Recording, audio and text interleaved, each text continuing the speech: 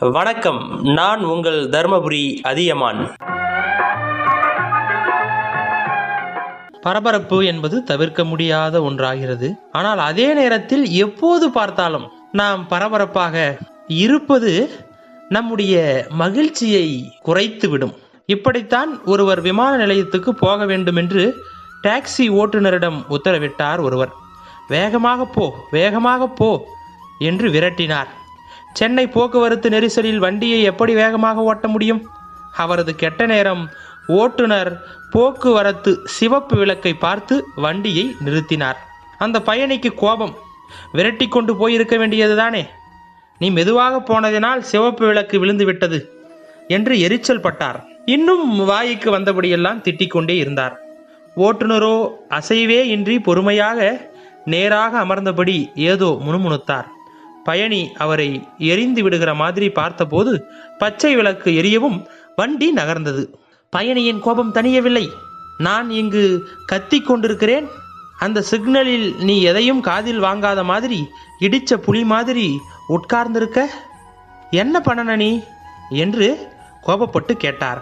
ஓட்டுநர் பொறுமையுடன், ஐயா, சிக்னல் தவிர்க்க முடியாதது, அதில் சிவப்பு வந்து வண்டி நிற்க நேர்ந்தால் அந்த சில நொடிகளை வீணாக்காதபடி என் உறவினர், நண்பன் அல்லது நலன் விரும்பி ஒருவருக்காக பிரார்த்தனை செய்து கொள்வேன் என்றார்.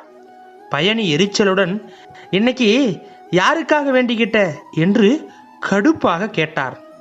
அந்த ஓட்டுநர் சொன்னார், உங்களுக்காகத்தான்.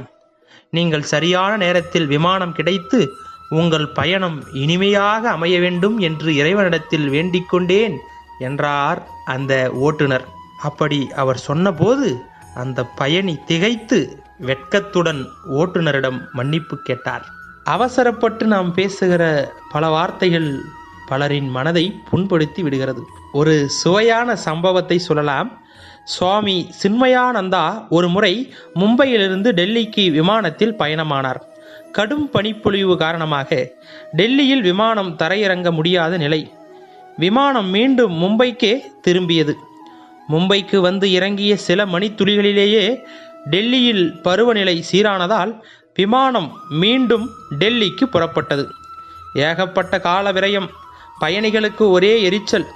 டெல்லி விமான நிலையத்தில் தரையிறங்கிய சுவாமி சின்மயானந்தா தனது லக்கேஜுக்காக காத்திருந்த போது ஒரு நிருபர், இந்த சம்பவம் பற்றி உங்கள் மனதில் நீங்கள் எண்ணுவதை அப்படியே கூற முடியுமா என்று கேட்டார். சின்மயானந்தா சிரித்தபடியே சொன்னார், என் வாழ்வில் இவ்வளவு குறைவான காசுக்கு இவ்வளவு அதிக நேரம் பறந்ததில்லை.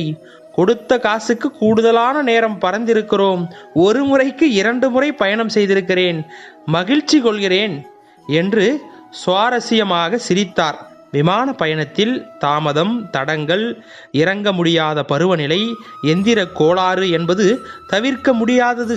அது குறித்து அலட்டிக்கொள்வதும் தலையை முட்டி மோதி ஆர்ப்பரிப்பதும் முதிர்ச்சித்தன்மை ஆகாது. பயணங்களின் போது வாகன நெரிசல், இடையூறுகள் இவையெல்லாம் ஏற்படக்கூடியதுதான். அவற்றை பெரிதாக நினைத்து பதற்றப்படுவதோ ஆத்திரப்படுவதோ கோபப்படுவதால் எந்த பயனும் வரப்போவதில்லை. அதை லேசாக எடுத்துக்கொண்டால் நம்முடைய பயணம் சிறக்கும். இதுவரைக்கும் அன்பே அறம் சேனலை சப்ஸ்கிரைப் பண்ணாதவங்க சப்ஸ்கிரைப் பண்ணுங்க, லைக் பண்ணுங்க, ஷேர் பண்ணுங்க. உங்களுடைய கருத்துக்களை கமெண்ட் பாக்ஸ்ல மறக்காம கமெண்ட் பண்ணுங்க.